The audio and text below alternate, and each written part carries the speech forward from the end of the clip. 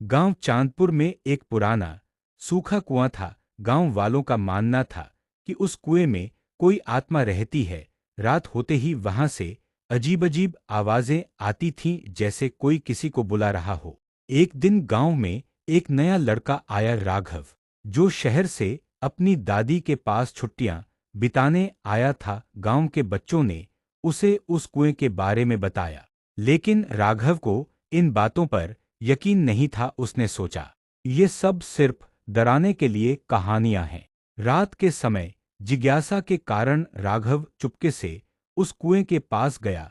वहां पहुंचते ही ठंडी हवा चलने लगी और चारों ओर सन्नाटा छा गया। कुएं के पास जाते ही उसे किसी के रोने की आवाज सुनाई दी, बहुत धीमी और दर्द भरी।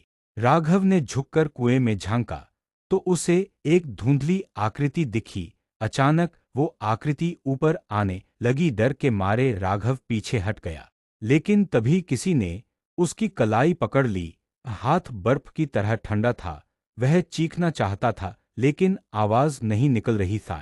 राघव ने झुककर कुएं में झांका तो उसे एक धुंधली आकृति दिखी। अचानक वो आकृति ऊपर आने लगी। डर के मारे राघव पीछे हट गया, लेकिन तभी किसी ने उसकी कलाई पकड़ ली। हाथ बर्फ की तरह ठंडा था। वह चीखना चाहता था, लेकिन आवाज नहीं निकल रही थी। अगली सुबह गांव वाले कुएं के पास पहुंचे तो वहां राघव की चप्पलें पड़ी थीं, लेकिन राघव कहीं नहीं मिला।